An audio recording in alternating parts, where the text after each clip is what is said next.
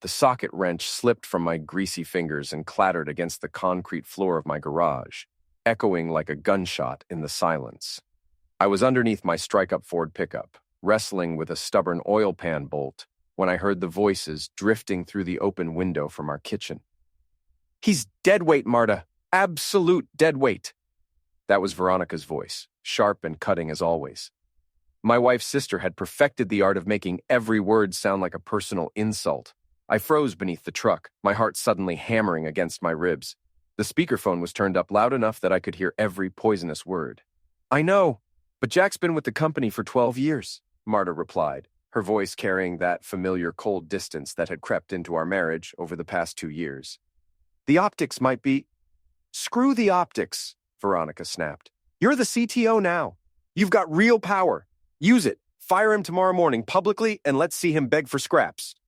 The wrench in my hand felt suddenly heavy. Jack Brennan, maintenance manager at Edgewater Tech Solutions, husband to the newly promoted chief technology officer, father of 2, and apparently, according to my sister-in-law, who happened to be the CEO, dead weight that needed to be cut loose. "In front of the whole staff?" Marta asked, and I could hear something in her voice, not reluctance, excitement. "Make it memorable. Show everyone what happens when people don't pull their weight. It'll establish your authority perfectly." I closed my eyes and tried to control my breathing. 12 years.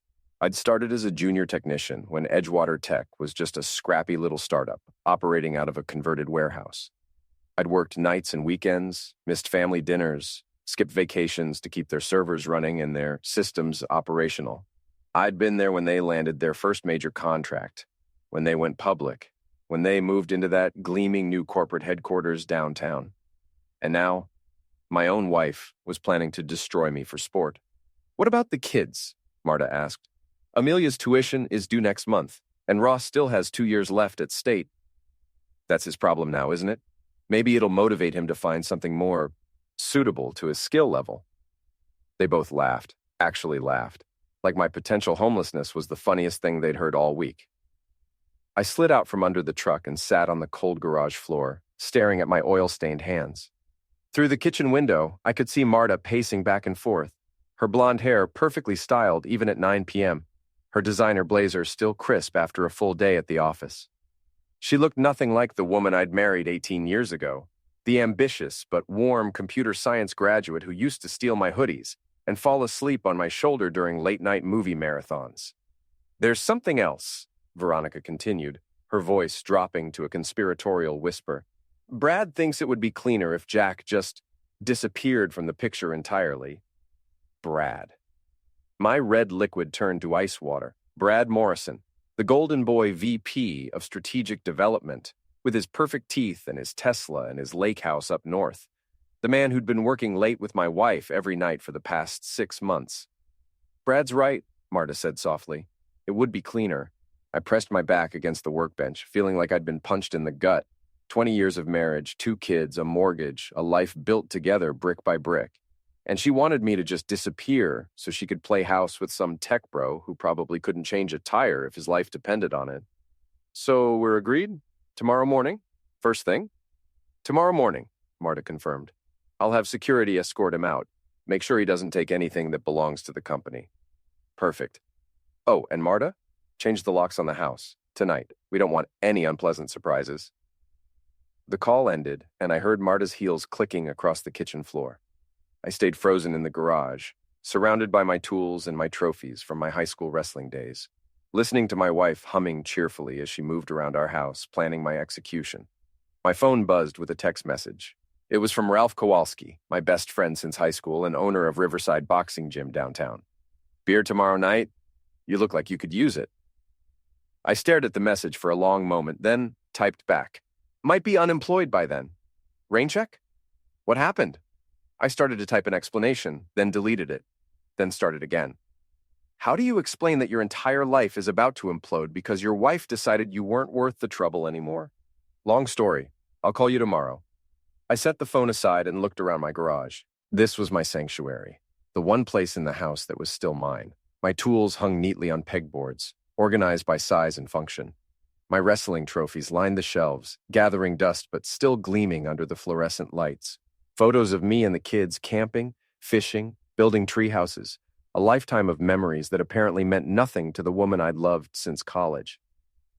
Through the kitchen window, I watched Marta pour herself a glass of wine and settle onto the couch with her laptop, probably texting Brad, sharing the good news about tomorrow's festivities.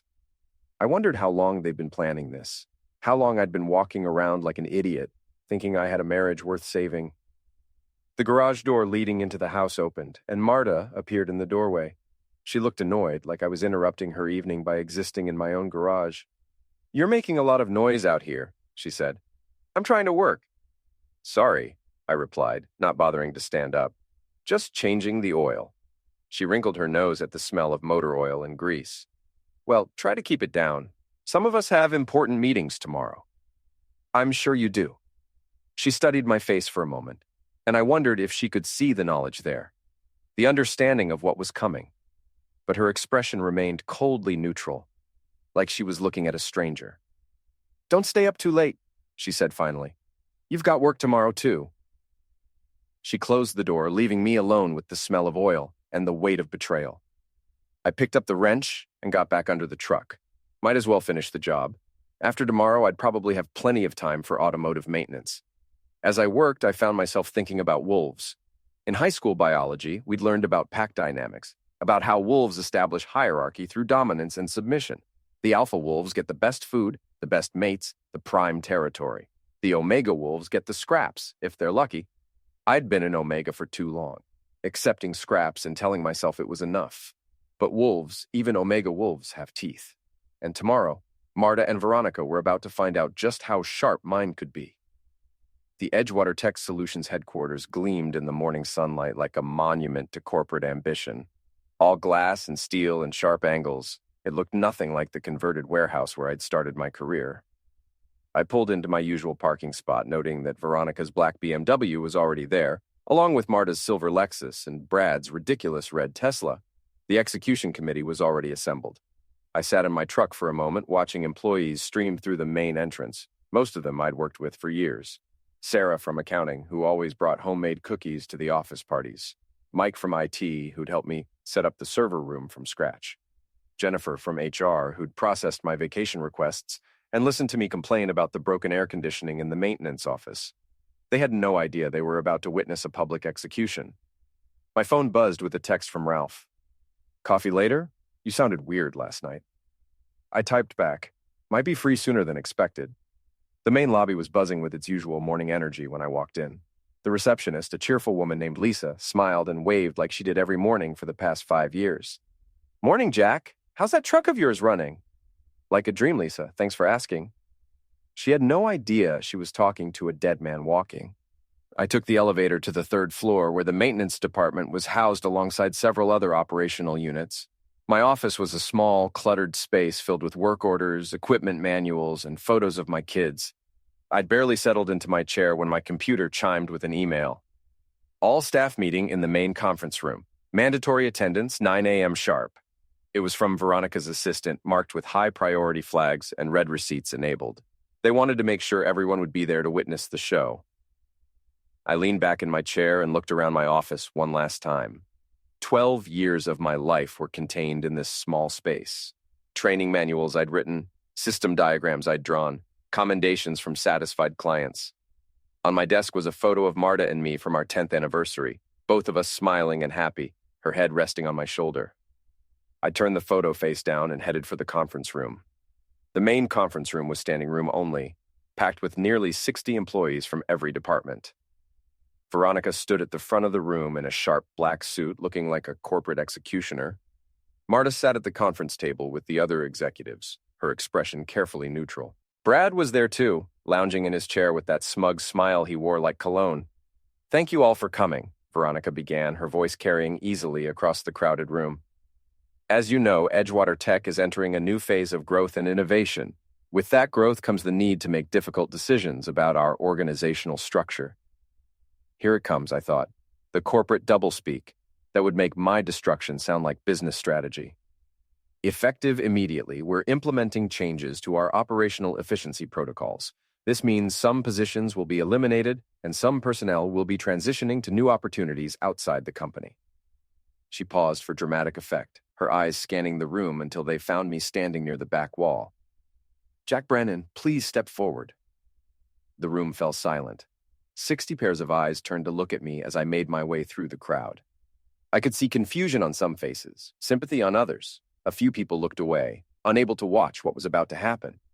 I stopped in front of Veronica's podium and waited. Jack, your employment with Edgewater Tech Solutions is terminated, effective immediately.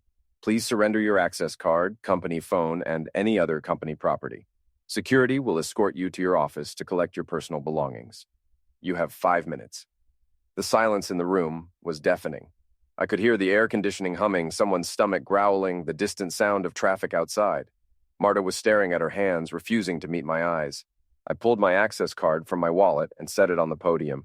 Then I reached into my pocket and placed my company phone next to it. Thank you, ma'am, I said loud enough for everyone to hear. I always wanted to try unemployment. I hear it's very relaxing. A few people in the crowd shifted uncomfortably. Veronica's smile faltered slightly. Is there anything else? I asked politely. That's all, Mr. Brennan. Security will... Actually, there is one more thing. I turned to face the crowd of my former colleagues. These were good people, hardworking people, who deserved better than what was happening here. I want you all to know, I said, raising my voice so everyone could hear, that it's been an honor working with each and every one of you. You're the best team I've ever been part of, and this company is lucky to have you. Don't let anyone tell you otherwise. Mike from IT started clapping. Slowly, others joined in. Within seconds, half the room was applauding, their faces showing a mixture of anger and solidarity. Veronica's face flushed red. That's enough, she snapped. Security, please escort Mr. Brennan out. But before the security guards could move, something unexpected happened. Mike from IT stood up from his chair. I quit, he said loudly. Then Sarah from accounting stood up. I quit too. One by one, 15 employees stood up and walked toward the exit. Engineers, technicians, administrative staff, people who'd worked with me for years and knew exactly what kind of person I was. They filed out of the conference room in silence, leaving their shocked supervisors behind. Veronica's face had gone from red to purple. Anyone else who wants to throw away their career is welcome to leave, she called out. No one else moved, but the damage was done. 15 good employees, including some of the company's most experienced engineers, had just walked out the door. Miss Haynes, the legal director, was frantically whispering something in Veronica's ear, her face pale with panic. Call a lawyer, I heard her whisper. Call a lawyer right now. I smiled and headed for the door.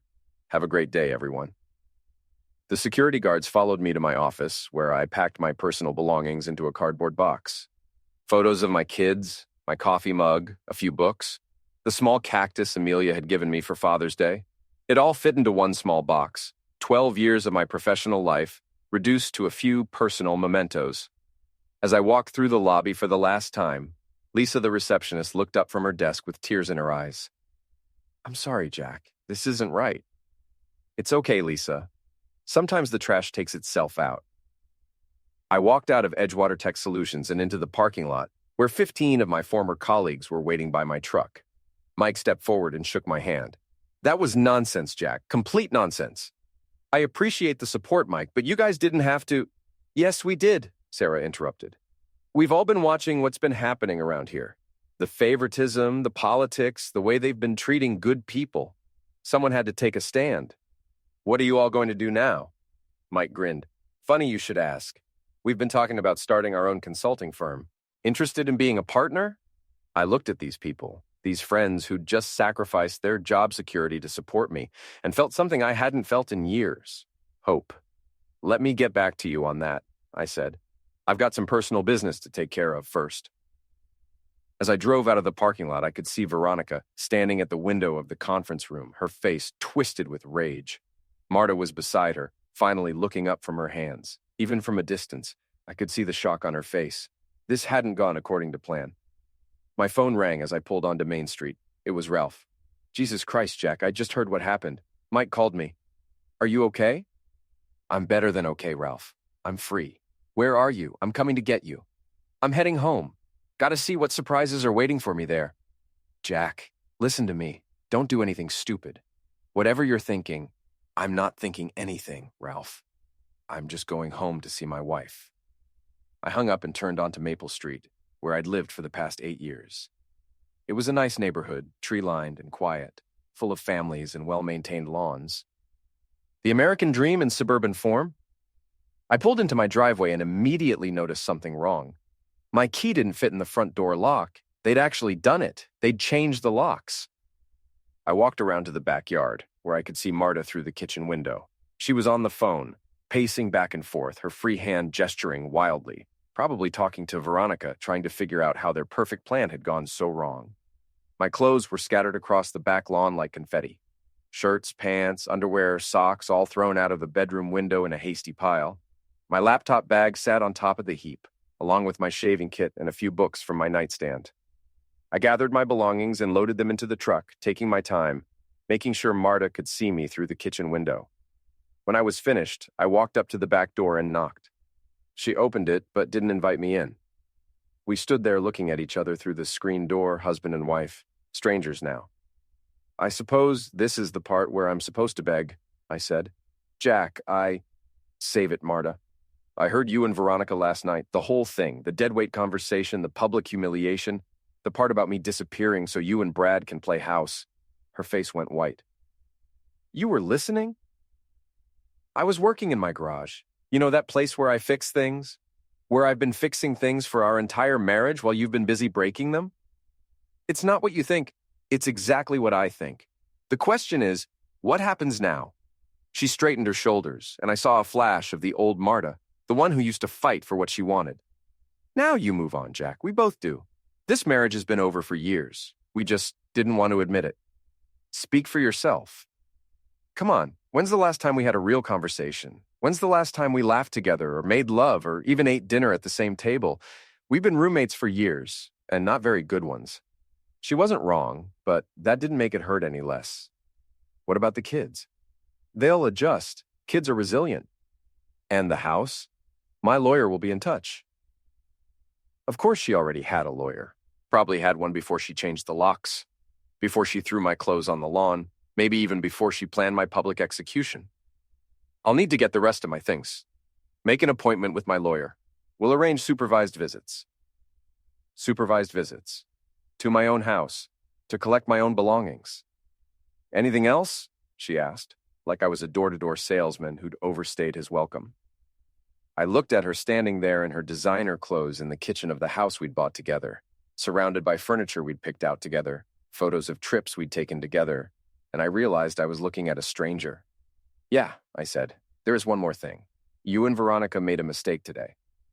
"What kind of mistake?" "You forgot that wolves travel in packs, and you just scattered mine." I turned and walked back to my truck, leaving her standing in the doorway. As I drove away, I could see her in the rearview mirror, still standing there, watching me go. My phone was buzzing with text messages. Mike, Sarah, Ralph, even my son Ross calling from college. Word was spreading fast in a town like Edgewater. But there was one message that caught my attention. It was from my neighbor, Mrs. Blunt, the biggest gossip in a 6-block radius. "Jack, I saw what happened with your clothes. I also saw that red Tesla in your driveway last night while you were at the store. I have video if you need it." I smiled and typed back, "Save everything. I might need it soon." The war was just beginning. Ralph's gym sat in the old industrial district of Edgewater like a monument to blue-collar persistence. Riverside Boxing had been there for 30 years, surviving 3 recessions, urban renewal projects, and the general decline of manufacturing in the Midwest. It smelled like sweat, leather, and determination, and it was the closest thing to a sanctuary I had left. I found Ralph in his office, a cramped space overlooking the main gym floor where a handful of fighters were working the heavy bags. He looked up from his paperwork when I knocked, his weathered face creasing into a concerned frown. "You look like hell, Jack. Feel worse than I look." He poured 2 cups of coffee from the ancient percolator on his filing cabinet and gestured for me to sit down. Ralph had been a cop for 20 years before buying the gym, and he still had that steady, assessing way of looking at people that made them want to confess their sins. "Tell me what happened. The real story." I told him everything. The overheard phone conversation, the public firing, the changed locks, the clothes on the lawn. Ralph listened without interruption, his expression growing darker with each detail. "Son of a unpleasant person," he said when I finished. "Your own wife. Ex-wife. Apparently, she's already got a lawyer. What are you going to do? I honestly don't know. Find a place to stay, I guess. Figure out how to pay for Amelia's tuition without a job. Try to salvage some dignity from this mess. Ralph leaned back in his chair and studied me for a long moment. You remember what I used to tell you back in high school, when you were getting your buttocks kicked by bigger wrestlers? Fight dirty or go home crying. That's right. And what did you do? I smiled despite myself. Fought dirty. Won the state championship your senior year, as I recall. Sometimes life puts you in a position where playing by the rules just gets you hurt. Sometimes you got to be willing to get your hands dirty. What are you suggesting? I'm suggesting that your wife and her sister just declared war on you. They humiliated you publicly, destroyed your career, and threw you out of your own house. The question is, are you going to lie down and take it, or are you going to fight back? Before I could answer, my phone rang. It was Amelia, calling from her dorm room at Northwestern. Dad, what the hell is happening? Mom called and said you got fired, and now there's all this stuff on social media about you and Mom splitting up, and I don't understand. Slow down, sweetheart. Take a breath. Is it true? Did you really get fired in front of everyone? It's true. Why? What did you do? The question struck me like a punch to the gut. My own daughter's first assumption was that I must have done something wrong. I didn't do anything, Amelia. Sometimes these things just happen. That's nonsense, Dad. Companies don't just fire people for no reason, especially not publicly like that. What aren't you telling me? I looked at Ralph, who was listening to my half of the conversation with growing concern. Your mother and I are having some problems. It's complicated. Problems? What kind of problems? And why is everyone at school sharing videos of you getting fired? Do you know how embarrassing this is for me? Videos. Someone posted it on TikTok. It's got like 50,000 views already. Local man gets destroyed at work or something like that. My roommate showed it to me. I felt the red liquid drain from my face. Someone had filmed my public execution and turned it into social media entertainment. My humiliation was now viral content for teenagers to laugh at. Dad, are you there? I'm here, honey. Look, I don't know what's going on between you and Mom, but you need to fix this. My tuition payment is due next week, and I can't afford to lose my financial aid because you two are having some midlife crisis. I'll figure something out. You better. I'm not dropping out of college because you couldn't keep your job. She hung up without saying goodbye. I stared at my phone, feeling like I'd been slapped. Rough conversation? Ralph asked. My daughter thinks I'm an embarrassment. Apparently, my firing is trending on social media. Ralph pulled out his own phone and spent a few minutes scrolling. His expression grew increasingly grim. Found it. Edgewater Tech employee gets fired in epic fashion. Posted by someone called Break Room Bay, already got 60,000 views. He turned the phone toward me, and I watched myself standing in front of Veronica, surrendering my access card and phone. The video caught my sarcastic response about unemployment, the applause from my colleagues, and the mass walkout. In the comments, people were debating whether I was a hero or a loser. At least some people are on your side, Ralph offered.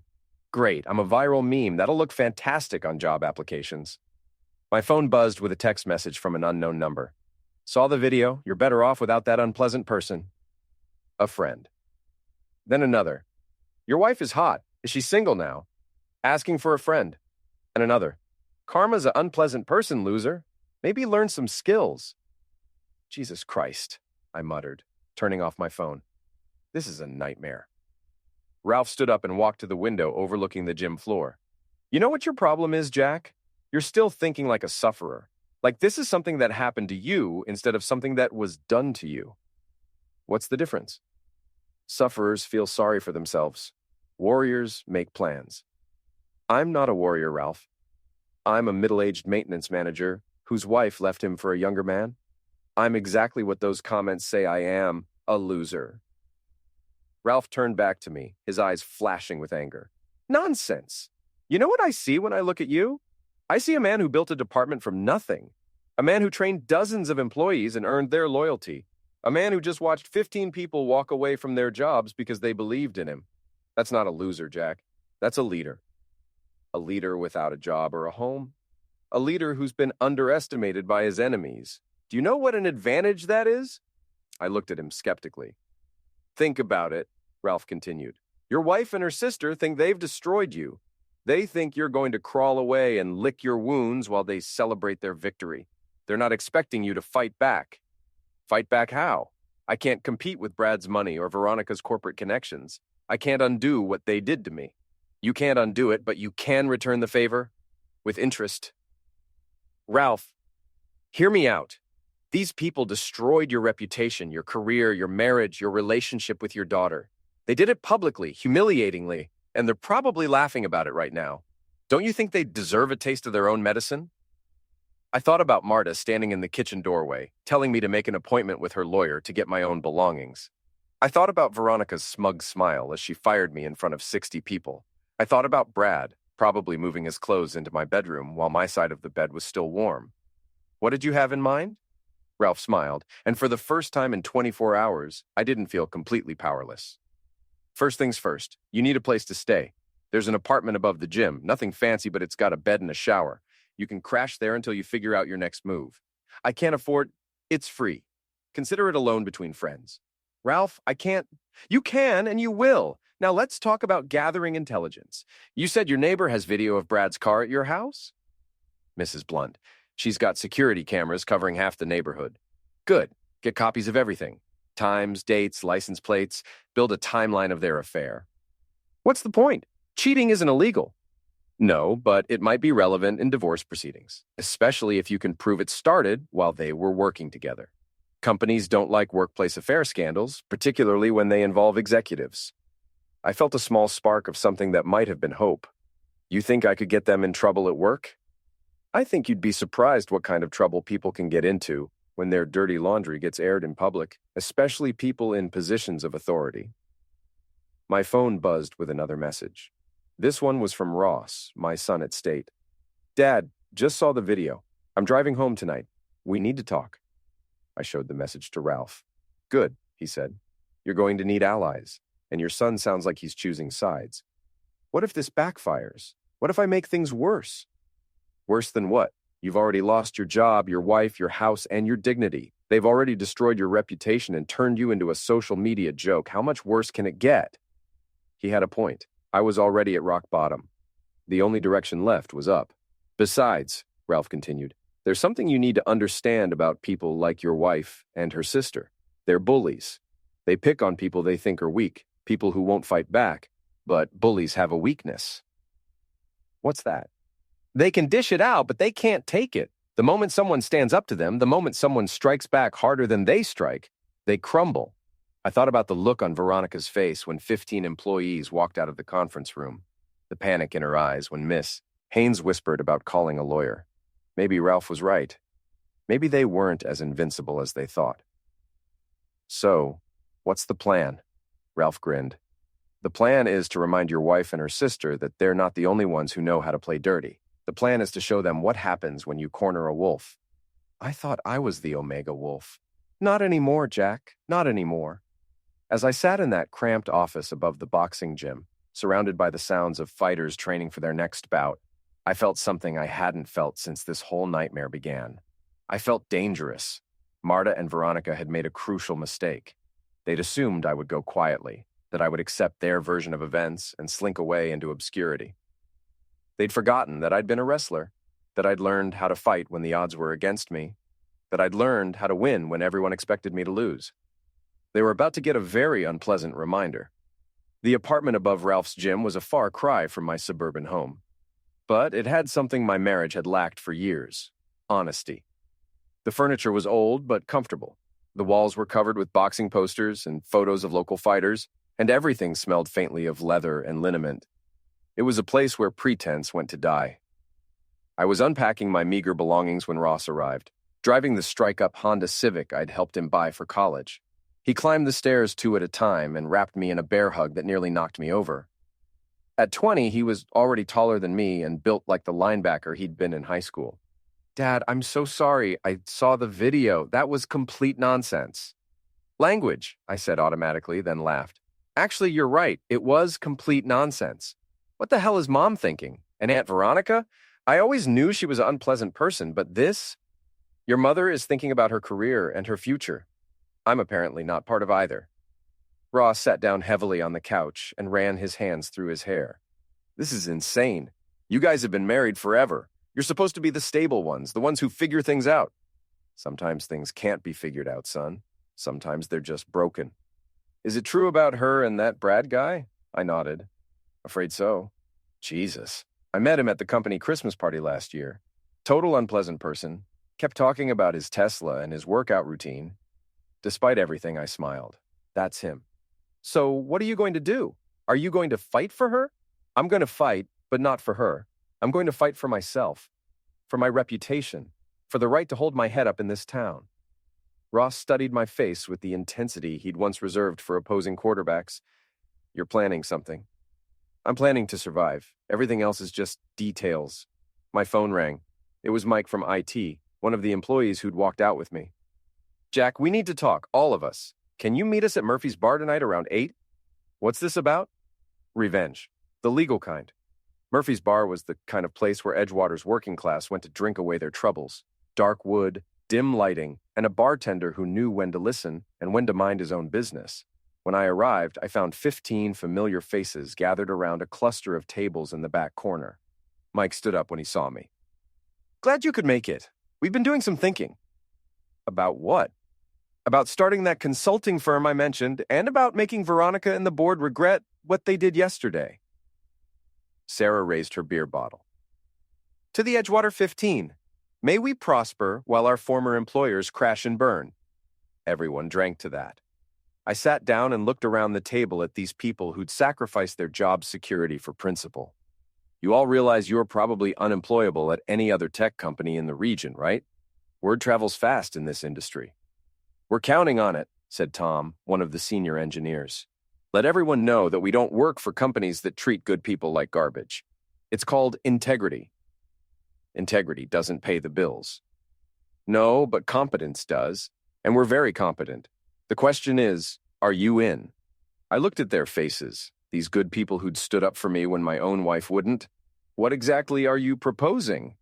Mike pulled out a tablet and opened a presentation. Midwest Technical Solutions? Employee-owned consulting firm specializing in system integration and IT infrastructure? We've already got 3 potential clients lined up, including 2 companies that are direct competitors of Edgewater Tech. How did you manage that so fast? Turns out a lot of people in this industry have been watching what's been happening at Edgewater. The favoritism, the politics, the way they've been treating employees. Yesterday was just the final straw. Sarah leaned forward. We've also been doing some research into Veronica's management practices. Did you know she's been through 4 different HR directors in the past 2 years? I didn't. All of them quit citing irreconcilable differences with executive leadership. That's corporate speak for my boss is a psycho. Tom pulled up another document on his phone. And Brad's not as golden as he pretends to be.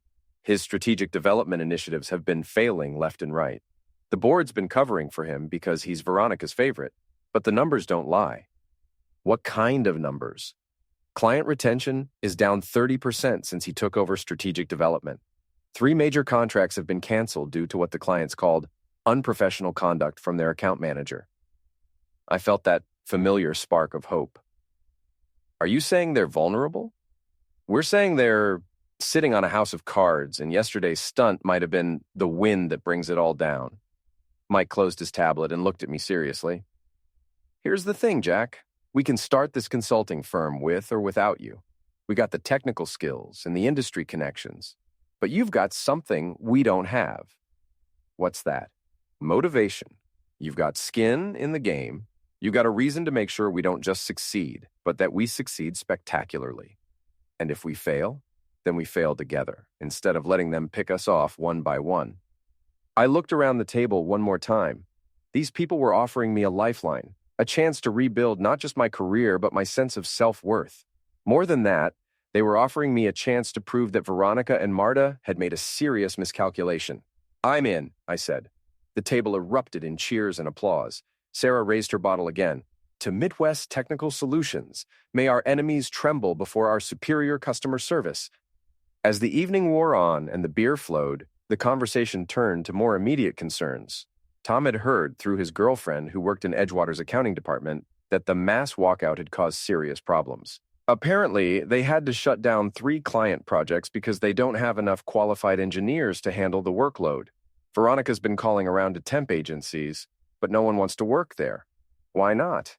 Word's gotten out about the toxic management. Plus, your firing video has been shared in every tech worker group chat in the state. Veronica's become a meme herself. Edgewater Karen is trending on Twitter. I pulled out my phone and searched for the hashtag.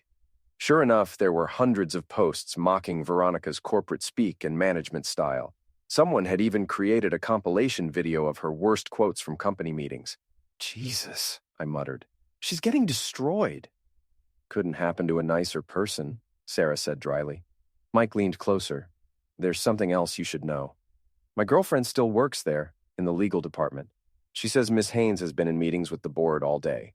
Apparently they're worried about wrongful termination lawsuits. From me? From all of us. 15 people don't walk out of a meeting unless something seriously unethical just happened. The board's starting to ask questions about whether Veronica's management style is creating legal liability for the company. I felt a cold satisfaction spreading through my chest. Good. Let them worry. It gets better. Apparently Brad's been making some serious mistakes on the Morrison Industries account. Without you there to fix his technical screw-ups, the client's getting frustrated. Word is they might pull their contract. Morrison Industries was Edgewater Tech's biggest client, worth nearly $2 million a year. Losing them would be catastrophic. How do you know all this? Because Morrison's CTO called me this afternoon, wanted to know if I'd be interested in consulting work. Apparently, he was impressed by our principled stand yesterday. The pieces were starting to fall into place. Edgewater Tech was hemorrhaging talent, losing clients, and facing potential legal problems. Meanwhile, the people they'd cast aside were already building something better. There's one more thing, Mike said, lowering his voice. My girlfriend overheard a conversation between Veronica and some guy from corporate HR. They're planning to blame yesterday's mass walkout on you. They're going to claim you orchestrated it as revenge for being fired. That's ridiculous. I had no idea anyone was going to walk out.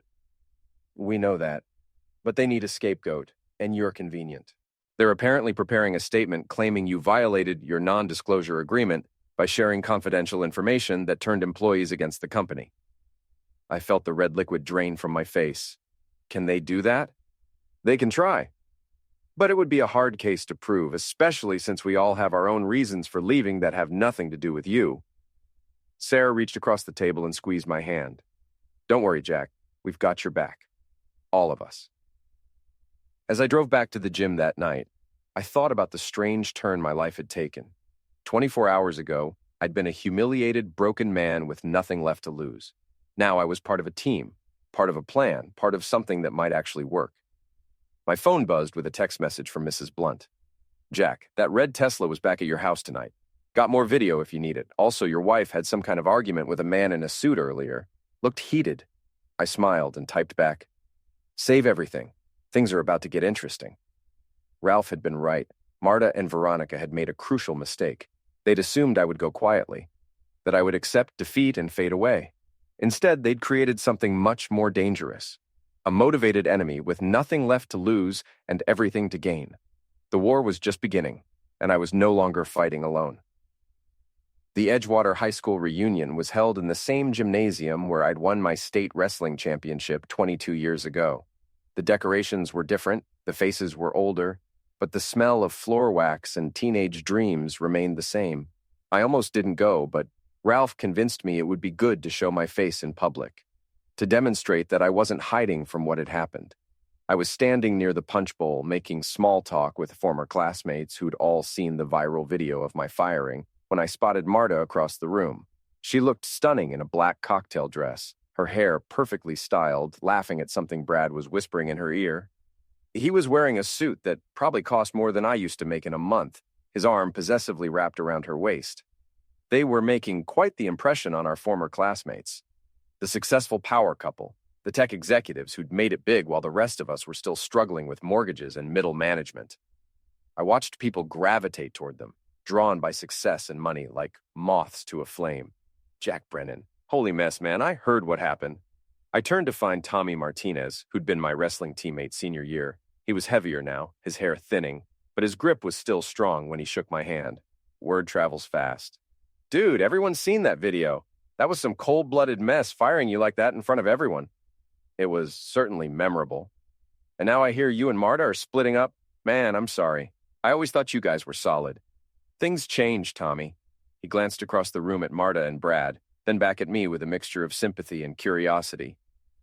Is it true she's with that pretty boy over there? So I'm told. Damn, Jack, that's rough. You holding up okay? Before I could answer, the conversation around us suddenly quieted. I looked up to see Brad approaching, Marta trailing behind him with a worried expression on her face. Well, well, Brad said, his voice carrying that particular brand of arrogance that comes with expensive suits and unearned confidence. If it isn't the famous Jack Brennan, I saw your performance art piece on social media. Very dramatic. Brad, Marta. I nodded politely. Enjoying the reunion? Oh, we're having a wonderful time, Brad replied, his arm tightening around Marta's waist. It's always interesting to see how people's lives have turned out. Some people peak in high school, others keep climbing. The insult was delivered with a smile, but it landed like a slap. I could feel Tommy tense beside me, could sense other conversations stopping as people picked up on the tension. That's an interesting perspective, I said calmly. Though I've always found that the higher you climb, the farther you have to fall. Brad's smile faltered slightly. Is that a threat? Just an observation. Physics, you know. Gravity affects everyone equally. Marta stepped forward, clearly trying to diffuse the situation. Jack, maybe we should... Should what? I interrupted, looking directly at her. Should pretend we're all civilized adults here? Should pretend that what you did was somehow acceptable? What I did? Her voice rose slightly. You're the one who couldn't keep a job. You're the one who... Who what? Who worked 60-hour weeks to support his family? Who missed dinners and vacations and school plays to keep your company's servers running? Who trained half the technical staff that's keeping your precious corporation afloat? The gymnasium had gone quiet around us. Our former classmates were watching the drama unfold like it was dinner theater. You're making a scene? Marta hissed. I'm making a scene? I'm making a scene? I laughed, and the sound echoed off the gymnasium walls. You fired me in front of 60 people and threw my clothes on the lawn, but I'm the one making a scene. Brad stepped closer, trying to intimidate me with his height and his expensive cologne. Look, buddy, I think you've had enough to drink. Maybe it's time to go home. Home? I smiled at him, and something in my expression made him take a step back. That's funny, Brad, because I don't have a home anymore. My wife gave it to you, remember? Along with everything else. Jack, please, Marta said, her face flushing with embarrassment. Not here. Not like this. Why not here? Why not like this? You didn't seem to care about public humiliation when you were planning my execution. You didn't seem worried about my feelings when you were changing the locks and having Zex my replacement. The crowd around us gasped. Someone's phone was definitely recording this. Brad's face darkened. Watch your mouth, rude person. You're talking about my girlfriend. Your girlfriend? I looked at Marta, who was staring at the floor. Is that what you are now, Marta? His girlfriend? Not his married colleague having an affair, just his girlfriend? We're getting divorced, she said quietly. It's over between us. It was over the moment you decided I was deadweight, the moment you and your sister decided to destroy me for sport. I turned to address the crowd that had gathered around us, my voice carrying clearly across the silent gymnasium. Ladies and gentlemen, I'd like you to meet the new power couple of Edgewater Tech Solutions, Marta Brennan, Chief Technology Officer, and Brad Morrison, Vice President of Strategic Development. They're experts at strategic development, particularly when it comes to developing strategies to eliminate inconvenient husbands. That's enough, Brad snarled, stepping toward me with his fists clenched. I didn't back down. Instead, I smiled and spread my arms wide, inviting him to take a swing.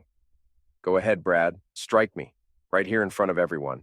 Show them what kind of man you really are. Show them what my wife traded me in for. He raised his fist, and for a moment I thought he was actually going to do it. But then he seemed to remember where we were, who was watching, who was recording. His hand slowly lowered. You're not worth it, he said. No, I agreed. I'm not worth it.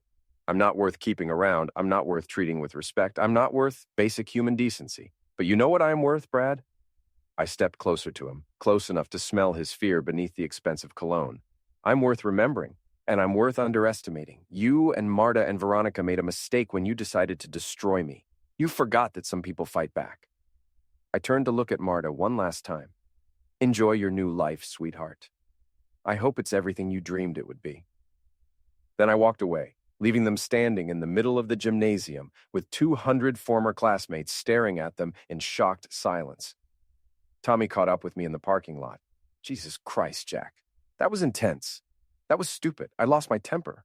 Maybe, but it was also badass. Did you see the look on that guy's face when you called him out? I thought he was going to piss himself. I got into my truck and rolled down the window. It doesn't matter. They still win. They've got the money, the power, the house, the life. I've got a viral video and an apartment above a boxing gym. You've got something else, too. What's that? You've got their attention. And from what I just saw, you've got them scared. As I drove back to the gym, I thought about what Tommy had said. Maybe he was right. Maybe I had gotten their attention. The question was, what was I going to do with it? My phone was buzzing with notifications. The confrontation at the reunion was already making its way onto social media. #Edgewater drama was trending with dozens of videos from different angles showing the argument. But there was one message that caught my attention.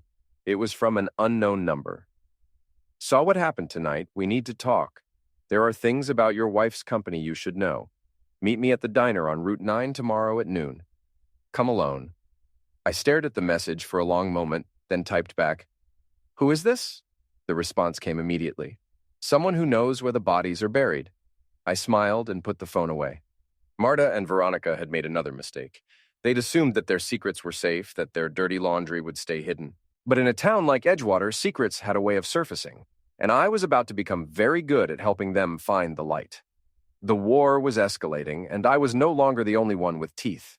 The anonymous tip led me to documents that changed everything: financial irregularities, misappropriated funds, and a paper trail that led directly to Veronica's office. The whistleblower turned out to be Miss Haynes from legal, who'd grown tired of covering up her boss's questionable decisions. "She's been skimming from the employee training budget for 2 years," Miss Haynes explained over coffee at the Route 9 diner. "Not enough to trigger an audit, but enough to fund her lifestyle upgrades. The lake house, the BMW, the designer clothes. Why are you telling me this? Because what she did to you was wrong, and because I'm tired of being complicit in her corruption." Armed with this information, and the evidence my team had gathered about Brad's incompetence, I made a decision. It was time to stop playing defense.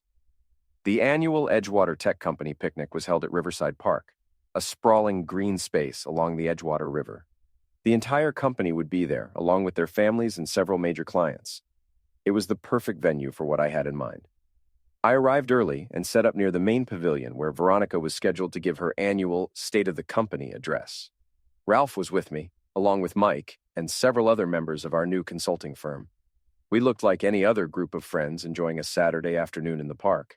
The crowd gathered around the pavilion as Veronica took the stage, resplendent in a white suit that probably cost more than most of her employees made in a week. She launched into her prepared remarks about innovation, growth, and the bright future of Edgewater Tech. That's when I stood up. "Excuse me," I called out, my voice carrying clearly across the crowd. "I have a question." Veronica's smile faltered when she saw me. "I'm sorry, but this presentation is for employees and clients only. I used to be an employee. In fact, I used to be an employee until you fired me in front of 60 people for no reason other than personal spite." Murmurs rippled through the crowd. Phones came out. Cameras started recording. "Security!" Veronica called, but the rent-a-cops were nowhere to be seen. I'd made sure of that. "My question is about financial accountability," I continued, walking toward the stage. "Specifically, I'd like to know why the employee training budget has decreased by 40% over the past 2 years, while executive compensation has increased by the same amount. That's proprietary information, information that's been reported to the State Attorney General's office as potential embezzlement." I pulled out a folder and held it up, along with documentation showing systematic misappropriation of company funds for personal use. The crowd was completely silent now, hanging on every word. "I'd also like to ask about the Morrison Industries contract that was canceled last week due to what their CEO called gross incompetence and unprofessional conduct from your strategic development team." I saw Brad in the crowd, his face pale with shock. Marta was beside him, looking like she wanted to disappear. "And finally," I said, reaching the stage, "I'd like to ask about the 15 experienced employees who walked out of this company rather than continue working under your toxic leadership. Employees who are now working for a competitor that's already secured 3 of your former clients." Veronica tried to regain control. This is harassment. Someone call the police. The police are already involved, I replied calmly. They're very interested in those financial documents. Along with the IRS, the State Labor Board, and several investigative journalists who've been asking questions about Edgewater Tech's management practices. I climbed onto the stage and faced the crowd. Ladies and gentlemen, you deserve better than this. You deserve leadership that values integrity over politics, competence over favoritism, and employees over executives. The crowd erupted in applause. Some people were cheering, others were booing, but everyone was engaged. Jack Brennan, everyone, I called out. Formerly deadweight, currently unemployed, but always willing to stand up for what's right. That's when Brad made his move. He rushed the stage, probably thinking he could tackle me and play the hero. But I'd been expecting something like this. As he lunged toward me, I simply stepped aside and stuck out my foot. Brad went flying, crashed into the dessert table, and emerged covered in chocolate cake and whipped cream. The crowd roared with laughter as he struggled to get up, slipping and sliding in the mess he'd created. Ladies and gentlemen, I announced, the strategic development team in action. The laughter was deafening. Phones were recording from every angle. This was going to be viral within the hour. Marta finally found her voice. Jack, stop this. You're embarrassing yourself. I looked down at her from the stage. This woman I'd loved for 20 years, who'd thrown me away like garbage when I became inconvenient. Embarrassing myself? I smiled. Marta, I was fired in front of 60 people, had my clothes thrown on the lawn, and became a social media meme. My embarrassment meter is pretty much maxed out. I turned back to the crowd. But you know what's really embarrassing? What's really shameful? Betraying the people who trust you, destroying lives for personal gain, trading integrity for advancement. I pointed at Veronica, who was frantically trying to get off the stage. That's embarrassing. I pointed at Brad, still struggling to clean cake off his expensive suit. That's embarrassing. Finally, I looked at Marta. And that's embarrassing. The crowd was completely silent now, waiting for my final words. You all have a choice to make. You can continue working for people who view you as disposable, who will throw you away the moment you become inconvenient. Or you can demand better. You can insist on leadership that respects you, values you, and treats you like human beings instead of line items on a budget. I pulled out my business card and held it up. Midwest Technical Solutions, we're hiring. Then I walked off the stage and through the crowd, which parted like the Red Sea. People were shaking my hand, patting my back, asking for my card. Behind me, I could hear Veronica screaming at security guards who'd finally arrived too late to matter. Ralph fell into step beside me as we headed for the parking lot. That was beautiful, Jack. Absolutely beautiful. Think it'll work? Look behind you. I turned to see at least 30 Edgewater Tech employees following us, including several from management. They were walking away from the company picnic, walking away from Veronica and her toxic leadership, walking towards something better. My phone was already buzzing with notifications. #Edgewater Meltdown was trending nationally. Videos of Brad's faceplant into the dessert table were being shared thousands of times per minute. Local news stations were calling for interviews. But the message that mattered most came from Ross. Dad, I just saw the video. I'm proud of you. Mom's an idiot. As we reached the parking lot, I turned back one last time to look at the chaos I'd left behind. Veronica was surrounded by reporters and angry employees. Brad was being helped to his car, still covered in cake.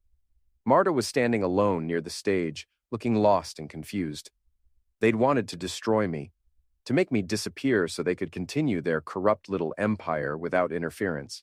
Instead, they'd created their own worst nightmare, an enemy with nothing left to lose and everything to gain.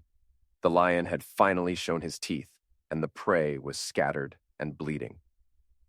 6 months later, Midwest Technical Solutions had grown to 50 employees and was the most successful IT consulting firm in the region. Veronica had been fired and was facing federal charges for embezzlement. Brad had been blacklisted from the tech industry and was selling insurance in another state. Edgewater Tech had been sold to a larger company, and most of its former employees were working for us. And Marta? Marta was working as a junior developer for a startup in Chicago, having been forced to start over after her association with the Edgewater scandal made her unemployable locally. I never did get an apology from any of them, but I got something better.